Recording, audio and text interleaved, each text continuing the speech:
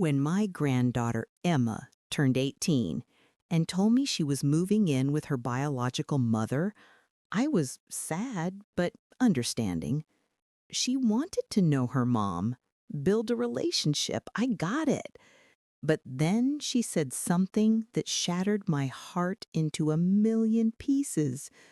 She said, "You were basically just babysitting me until my real mom could take care of me. Thanks for that, but I'm going home now." 18 years. 18 years of being her mama, of raising her from birth, of every milestone, every scraped knee, every bedtime story, every school play. And she called it babysitting? My name is Nanny. I'm 71 years old now. And this is the story of how I raised my granddaughter from the day she was born, how I was the only mother she ever knew, how I gave her everything I had, and how at 18 she walked away and told me I was never really her mother at all, that I was just temporary, just the help, just someone filling in until her real mom was ready. My daughter Claire got pregnant when she was 22 years old. The father was some guy she'd been dating for a few months. He disappeared the moment she told him about the pregnancy. Claire was a mess. She'd always been troubled, struggled with substances, bad decisions, unreliable friends. I had tried to help her for years, but she wouldn't accept it.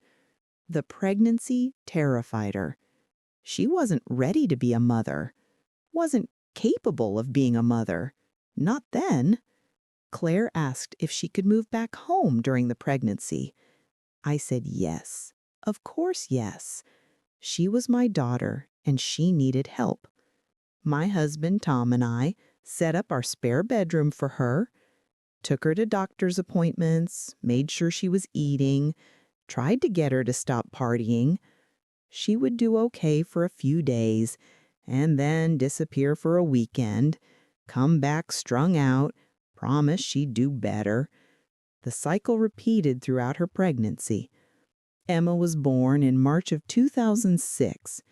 Beautiful, perfect baby girl. I was in the delivery room, held Claire's hand through labor, cut the umbilical cord because Claire asked me to do. The moment I held Emma, I felt this overwhelming love, this tiny, perfect human who needed protection, who needed stability, who needed someone to show up for her. Claire tried for about 3 weeks.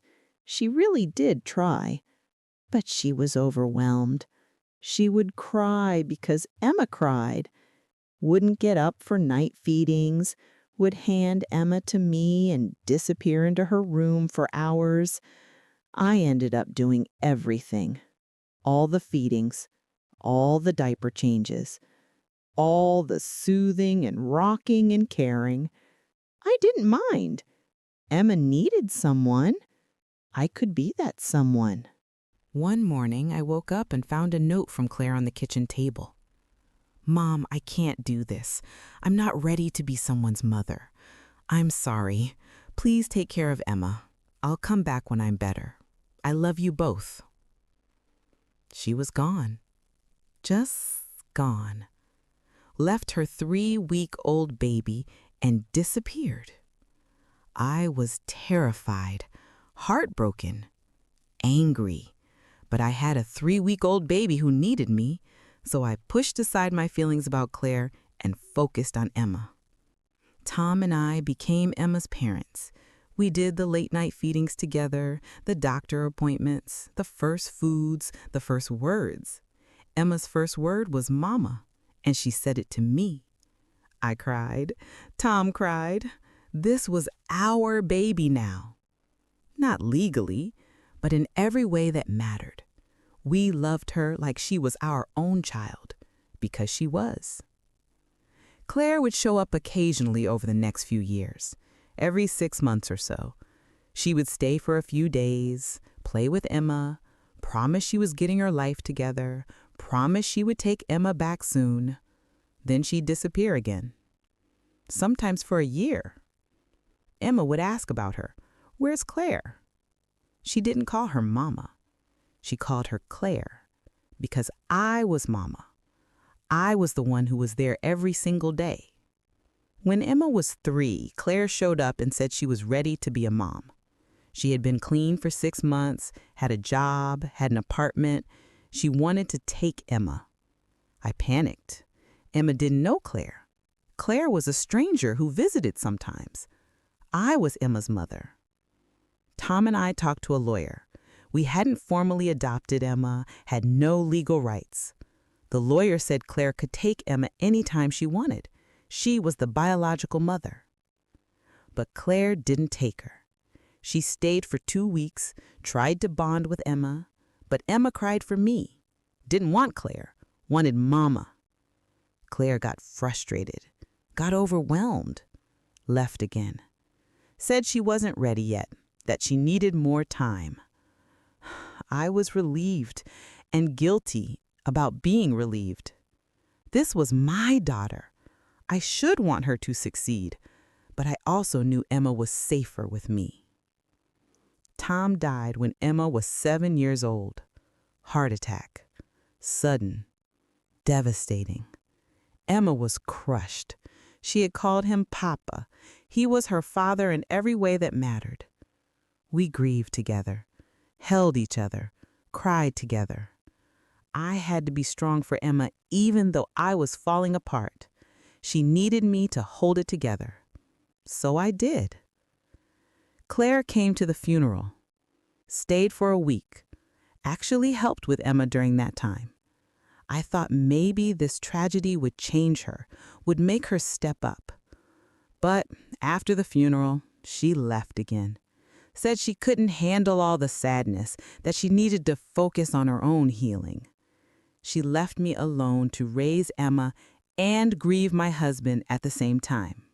I raised Emma alone after that, just the 2 of us. I went to every parent-teacher conference, every school play, every soccer game. I taught her to ride a bike, to swim, to bake cookies. I helped with homework every night, dried her tears when she got her heart broken, celebrated her victories, disciplined her when she needed it, loved her unconditionally every single day. Emma knew I wasn't her biological mother. She knew Claire was, but she called me Mama. She introduced me as her mom to her friends. On Mother's Day, she made cards for me. I was her mother in every way except biology, and I thought that was enough. I thought the bond we had was unbreakable. I thought 18 years of love and care and showing up meant something that couldn't be diminished. Claire got her life together when Emma was around 15. She got clean, really clean this time, got a good job, bought a house, started therapy. She started visiting more regularly, once a month, then twice a month. She and Emma started building a relationship. I encouraged it. I thought it was good for Emma to know her biological mother, to have that connection. I thought there was room in Emma's life for both of us. Emma started calling Claire Mom around age 16. Started talking about her more. Started spending weekends at her house sometimes. I was hurt, but I understood. Claire was her mother. Emma wanted to know her, wanted that relationship. I tried to be supportive, even though every time Emma called Claire Mom, it felt like a knife in my heart. Claire and I had a decent relationship during this time. She thanked me constantly for raising Emma, said she knew she had failed as a mother and I had stepped up, said she would always be grateful, said she could never repay me for giving Emma the childhood she deserved. I thought we had an understanding. that Claire recognized what I had done, what I had sacrificed, what I had given. When Emma turned 18 this past spring, she graduated high school. I threw her a big party, invited all her friends, made her favorite foods, gave her a car that Tom and I had been saving for. Claire came to the party. She pulled me aside and thanked me again. Said, "You raised an amazing young woman. I know I wasn't there. I know you did everything. Thank you for being the mother I couldn't be." I cried, hugged her, felt seen, felt appreciated. 2 weeks later, Emma told me she was moving in with Claire. I was surprised, but tried to be supportive. I asked if this was about going to college. Claire lived near the university Emma was attending. It made sense logistically. Emma said yes, it was about college. It was closer to campus. It would be easier. I helped Emma pack her room, the room that had been hers for 18 years. Every toy she'd ever loved, every poster on the wall, every memory of her childhood. We packed it all in boxes. I cried a lot. Emma seemed excited, talking about her new room at Claire's house, about decorating it, about this new chapter. I tried to be happy for her, tried to hide how much it hurt. The day of the move, I loaded boxes into my car, made multiple trips to Claire's house, set up Emma's new room with her. Claire made lunch for all of us. It was pleasant, normal. I thought maybe this would be okay. Maybe we could all have a relationship. Maybe Emma could have both her mothers. As I was leaving, I hugged Emma, told her I loved her, told her I would miss her, told her to call me anytime. She hugged me back, said, "Thanks for everything, Grandma." Grandma, not Mama. I noticed, but didn't say anything. Figured she was just adjusting, trying to make room for Claire in her life. Then Emma said, "You know, I'm really excited to finally live with my real mom, to have that normal mother-daughter experience." I felt like I'd been slapped. My real mom? I said, "I know, sweetheart. I'm glad you and Claire get to build that relationship." Emma smiled. "Yeah, I mean, you were great and everything. You basically just babysat me until my real mom could take care of me, and I appreciate that. But now I'm going home, to my actual mom." I stood there in Claire's driveway, unable to speak, unable to process what she just said. Babysitting. She called 18 years of raising her babysitting? She called Claire her real mom, her actual mom, like I was just hired help, just someone filling in temporarily until the real parent could show up. Emma didn't seem to notice my reaction. She hugged me again, said, "Thanks again, Grandma. I'll visit sometime." Then she went back inside, back to her real mom, back home, leaving me standing there with my heart shattered. I drove home in a daze, walked into my house that suddenly felt empty, walked past Emma's room that was now just boxes of things she didn't want. 18 years of memories packed away like they didn't matter, like they were just a temporary arrangement until Claire got her act together. I called my son that night, Emma's uncle, told him what she'd said. He was furious, Said he couldn't believe Emma would say something so hurtful. Said I should call her and talk to her, tell her how much that hurt. But I couldn't. I was too devastated, too broken. How do you tell someone they broke your heart when they don't even realize what they did wrong? Days went by. Emma didn't call, didn't text, didn't check in, like I had ceased to exist the moment she moved out. I looked through photos on my phone. Emma as a baby in my arms, Emma's first day of kindergarten, me braiding her hair, teaching her to bake, holding her when she cried over her first boyfriend. All of it babysitting, apparently. All of it meaningless now that her real mom was available. I tried to understand from Emma's perspective. She was 18, young.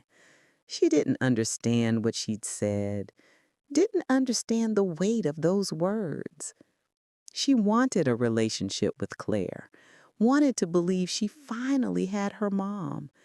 And maybe to make room for Claire, she had to diminish what I was, had to convince herself I was never really her mother. That way it didn't feel like betrayal. But understanding it didn't make it hurt less. I had given Emma 18 years, the best 18 years I had.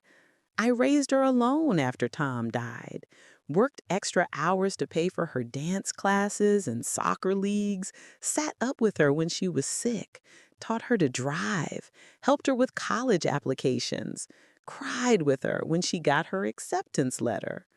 I wasn't babysitting, I was being her mother, because I was her mother. 2 weeks after Emma moved out, it was my birthday. I waited all day for a call, a text, something. Nothing came. Emma had never missed my birthday, not once in 18 years. She would make me cards when she was little, make breakfast in bed, plan little surprises. But this year, silence. I texted her that evening. Just wanted to say hi. I love you. She responded 3 hours later. Happy birthday. Sorry, been busy. That was it. I started going through old videos. Emma's first steps, her running into my arms, her 5th birthday party where she made me wear a princess crown and told everyone I was the queen, her middle school graduation where she thanked me in her speech, called me the best mom in the world. That video made me sob. Where did that little girl go? The one who loved me unconditionally, the one who saw me as her mother. I called Claire finally, asked if I could talk to her. She said, of course. We met for coffee. I asked her directly, does Emma talk about me? Claire looked uncomfortable, said yes, sometimes. I asked what she said. Claire hesitated, then admitted that Emma talked about feeling guilty, that she'd called me mama for so long and now realized that wasn't right, that she was trying to correct that, trying to see things clearly, trying to understand that Claire was her mother, not me. I asked Claire if she had encouraged this, if she had told Emma I wasn't her real mother. Claire got defensive, said she'd never said anything bad about me, that she'd always praised what I did. But she admitted she told Emma that now they could have a real mother-daughter relationship, that she was Emma's mother and they'd missed so much time, that this was their chance to be a real family. I asked Claire if she understood what she'd taken from me, if she understood that I was Emma's mother, not biologically, but in every way that mattered, that I raised her, loved her, was there for every moment. Claire said she understood, that she was grateful, but that Emma was her daughter, her biological daughter, and biology matters. Blood matters. And now that she could be a mother, Emma deserved to have her real mother. I said, I was her real mother for 18 years. I was the one who showed up, the one who stayed, the one who sacrificed everything. Biology doesn't erase that. Claire said, I know, and I'm not trying to erase it, but Emma is my daughter. I gave birth to her, and now I'm finally able to be her mother. You have to understand, I lost 18 years with my daughter. I'm just trying to get some of that back. I left that coffee shop knowing Claire didn't understand, didn't see what she was doing. She was so focused on building her relationship with Emma that she didn't care about destroying mine. She didn't care that Emma was rewriting history, turning 18 years of motherhood into babysitting. As long as it made room for Claire to be the mom, it didn't matter what it cost me. Months went by. I would text Emma occasionally. She would respond, but briefly. How's school? Good. How are you? Good. I love you. Love you too. Generic responses. No depth. No connection. The relationship we had was gone. I was an obligation now. Someone she felt she should respond to, but didn't actually want to talk to. I wasn't invited to Emma's birthday in March, her 19th birthday. Claire threw her a party. I saw photos on social media. Emma smiling with Claire. Caption, best birthday with my amazing mom. The comments were full of people saying how much they looked alike, how sweet their bond was, how lucky Emma was to have such a great mom. Nobody mentioned me. Nobody asked where I was. Like I had never existed. I finally called Emma and asked if we could talk, really talk. She sounded annoyed, but agreed. We met at a coffee shop. She looked different. Dressed like Claire, talked like Claire. Even her mannerisms were changing.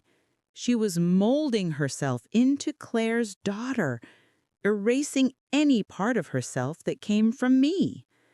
I told her how hurt I was by what she'd said. The babysitting comment, the real mom stuff, the way she'd cut me out of her life. Emma looked confused. Said, I don't understand why you're upset. I'm just building a relationship with my mom. You're my grandmother. That's our relationship. I said, I raised you from birth. You called me mama for 15 years. I was your mother. Emma said, but you're not my mother. Claire is my mother. You're my grandmother who helped raise me because my mom wasn't ready. That's different. I said, how is it different? I did everything a mother does. I was there for everything, every moment of your life. Emma said, but you're not my mom. My mom is Claire. She gave birth to me. She's my actual parent. You were helping her by taking care of me. That's not the same as being my mother. The words cut so deep. She genuinely believed this, genuinely thought 18 years of raising her was just helping out, just filling in, not real motherhood. I asked, so everything I did means nothing? Emma sighed. That's not what I'm saying. I appreciate everything you did. I really do. But I have a mom now, my actual mom, and I need to focus on that relationship. You need to accept your role as my grandmother. That's what you are. I started crying, couldn't help it. 18 years of love dismissed, redefined, erased. Emma looked uncomfortable, said, I don't know what you want me to say. I can't call you my mom. Claire is my mom. That's just reality. I said, I was your reality for 18 years. I was the one who was there. Where was Claire? Emma got defensive. She was struggling. She was sick. She couldn't help it. You don't get to judge her. I said, I'm not judging her. I'm trying to make you understand what you're doing to me. You're rewriting our entire relationship. You're acting like 18 years meant nothing. Emma said, they meant something, but they don't change the fact that Claire is my mother. I was always her daughter, even when you were raising me. Biology doesn't change. I said, love changes things, choice changes things, showing up every day changes things. Emma said, I know you love me and I love you, but love doesn't make you my mother. Claire is my mother. You're my grandmother, and I need you to accept that and stop making this so hard. I realized in that moment that I had lost her. Not just lost her physically to Claire's house, but lost her emotionally, lost any hope that she would see me as I saw myself, as her mother, the only mother she'd known for 18 years. She had chosen Claire, chosen biology over everything else, and there was nothing I could do to change her mind. I left that coffee shop knowing I couldn't fight this, couldn't compete with biology, couldn't make Emma see what she was throwing away. She was young and wanted her mom, her real mom, and I would always be the grandmother who babysat, the helper, the temporary caretaker, never the mother I actually was. That was 6 months ago.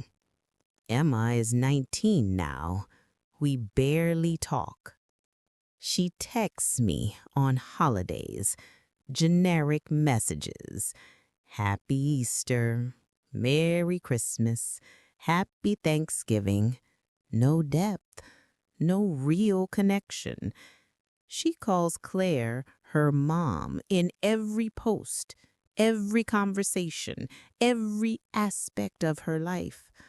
I'm not mentioned, not included, not thought of.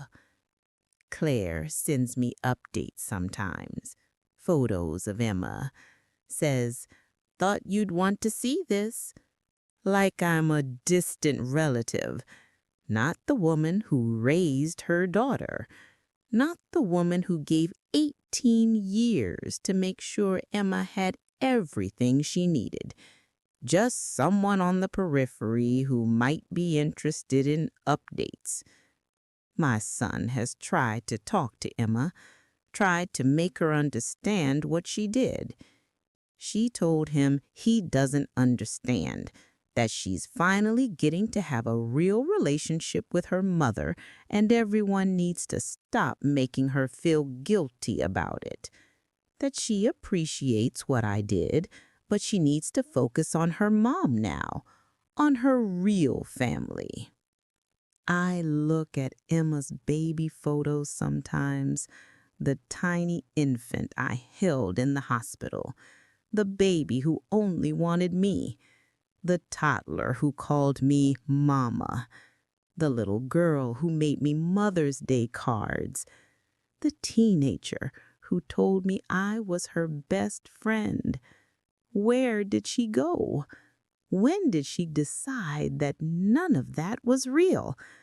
That it was all just temporary, just babysitting until her real mom showed up? I've grieved the loss of Emma like a death, because in a way, it is a death. The Emma I knew is gone.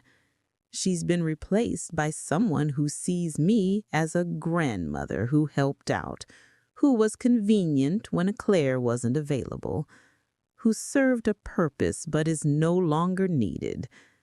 The relationship we had is dead, and there's no bringing it back. People tell me Emma will come around, that she's young and confused, that eventually she'll realize what I did for her, that when she has her own children, she'll understand. But I don't believe that anymore. Emma has rewritten history in her mind. I'm the grandmother who raised her, not her mother, and that's how she'll always see it. The hardest part is the loneliness. For 18 years, Emma was my purpose, my joy, my reason for getting up every day. I built my entire life around her, and now there's just this void, this empty space where she used to be. I'm 71 years old, and I'm starting over, figuring out who I am without her. It's the hardest thing I've ever done. I joined a support group for grandparents raising grandchildren, met other people in my situation. Some of them still have their grandchildren. Some have lost them to biological parents who showed up later. We share stories, share pain, share the unique grief of loving children who aren't legally yours, who can be taken away, who can decide you were never really their parent at all. One woman in the group, Margaret, raised her grandson for 20 years. 20 years. His mother took him back when he was 20. He now tells people he was raised by his mother. Doesn't mention Margaret at all. Margaret is destroyed. 20 years erased. I at least got 18 years before Emma rewrote history. Margaret got 20, and it means nothing to her grandson now. Another woman, Susan, was told by her granddaughter that she was grateful for the free childcare. Free childcare. 17 years of raising a child reduced to free childcare. Susan said she almost didn't survive that comment, almost couldn't come back from it, but she had to keep living, even though her granddaughter saw 17 years of love as a service provided. These women understand my pain in a way nobody else can. They know what it's like to be erased, to have years of motherhood dismissed, to be told you were never really a parent, just a helper, just filling in, just babysitting. We cry together, support each other, validate each other's pain. My therapist says I need to accept reality, that Emma has chosen Claire, that I can't force her to see me as her mother, that I need to find my own identity separate from being Emma's caretaker, that I need to grieve and move on. But how do you move on from 18 years? How do you accept that someone you raised doesn't see you as their parent? I've thought about writing Emma a letter, telling her everything I never said, how much she hurt me, how much I sacrificed, how much I loved her, how much it destroys me that she reduced 18 years to babysitting. But what would that accomplish? She's made her choice. A letter won't change her mind. It will just make her feel guilty, or more likely, make her angry that I'm still pushing this. So I stay silent. I accept the generic holiday texts. I look at photos on social media of her life without me. I pretend to be okay when people ask how Emma is doing. I say, she's great, living with her mom now, doing well in school. I don't tell them she calls 18 years of raising her babysitting. I don't tell them she's erased me from her life. I protect her even now, even after everything. My son says I should stop protecting her, should tell people the truth, should let Emma face social consequences for her cruelty. But I can't. She's still my Emma, the baby I held, the child I raised. Even if she doesn't see me as her mother anymore, I can't stop being her mother, can't stop protecting her, can't stop loving her. Tom would be heartbroken if he knew. He loved Emma so much, was so proud to be her papa, raised her like she was his own granddaughter and daughter all wrapped up together. I'm glad he didn't live to see this. Glad he died thinking Emma loved us the way we loved her. Glad he never knew she would one day call it all babysitting. I wonder if Claire feels guilty, if she understands what she's taken from me, or if she's so happy to finally have her daughter that she doesn't care. I think it's the latter. I think she's so focused on her redemption story, on proving she can be a good mother, that she doesn't see the destruction left in her wake, doesn't see me grieving, doesn't see Emma rewriting history, or doesn't care as long as she gets to be mom. I've thought about what I would say to other grandparents in my situation, grandparents raising grandchildren. My advice would be document everything. Get legal custody if possible. Protect yourself legally, because biology will trump everything if the parent comes back. Don't assume years of love will mean something if there's no legal tie. Don't assume the child will remember who was really there. But also, love them anyway. Even knowing you could lose them, even knowing they might grow up and reduce 18 years to babysitting, love them anyway, because they need you, because they deserve someone who shows up, because someone has to be the stable one, the consistent one, the one who puts them first. Would I do it again knowing how it would end? Knowing Emma would break my heart? I don't know. Part of me wants to say no, wants to say I should have protected myself, should have stayed grandmother and nothing more, should have let Claire figure it out or let Emma go into foster care, should have saved myself this pain. But I know that's not true. I would do it again.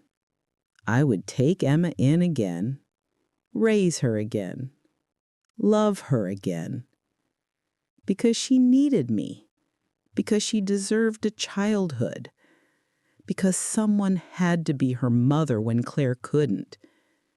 Even if it meant 18 years of love ending and her calling it babysitting, I would still do it. Because I was her mother. No matter what Emma says now, no matter how she rewrites history, no matter what Claire claims, I was Emma's mother for 18 years. I was the one who showed up, the one who stayed, the one who loved unconditionally. Biology doesn't change that. Emma's current feelings don't change that. History can't be rewritten no matter how hard they try. I was Emma's first word. Her first smile was for me. Her first steps were toward me. I was the one she called for in the middle of the night, the one she ran to when she was scared, the one she trusted with everything. That was real. That mattered. That was motherhood. Emma can call it babysitting all she wants, can pretend those 18 years were just temporary, can convince herself that Claire was always her real mother. But the truth is, I was her mother when it mattered most, when she was helpless, when she needed someone, when Claire couldn't be there. I was the mother she needed, and nothing Emma says now can change that.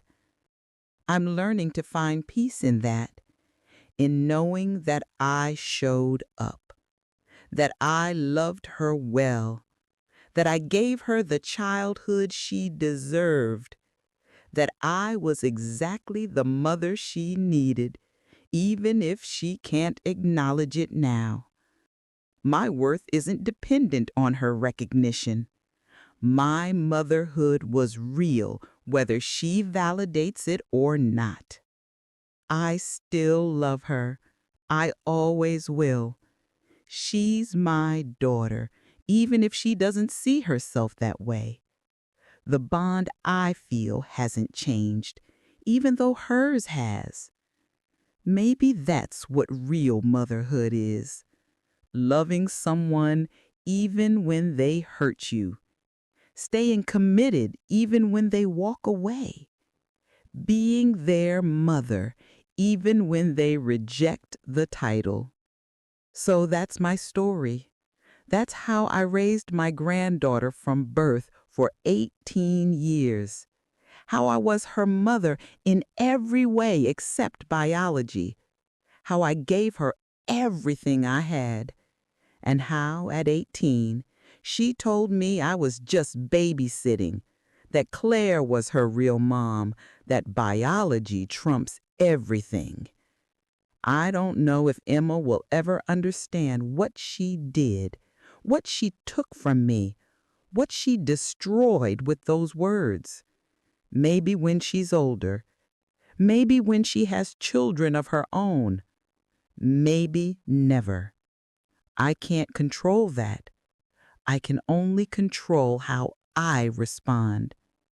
And I choose to remember the good years, the 18 years when I was mama, when Emma loved me unconditionally, when our bond felt unbreakable. Those years were real. They mattered. They shaped Emma into who she is today, even if she won't acknowledge it. It's enough. It has to be. To any grandparent out there raising grandchildren, I see you. I know how hard it is. I know you're giving everything you have. I know you love them like they're your own because they are your own. And I know you're terrified of exactly what happened to me. Terrified they'll grow up and walk away. Terrified the biological parent will come back and erase you. Terrified 18 years will be reduced to nothing. All I can tell you is love them anyway. Show up anyway. Be their mother or father anyway. Because they need you. And because years from now, even if they can't acknowledge it, they'll be better people because you were there. Your love matters, even if they never say so. And to Emma, if you ever read this or hear this, I was your mother. I raised you. I loved you.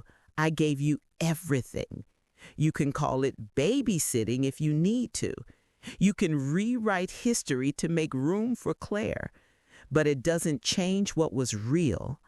I was your mama for 18 years, and I will always be grateful for those years, even though you broke my heart at the end. I love you. I always will, and nothing you say or do can change that, because that's what real mothers do. They love unconditionally, even when it's not returned, even when it's not appreciated, even when it's called babysitting. Hit subscribe if you want to hear more true stories like this one.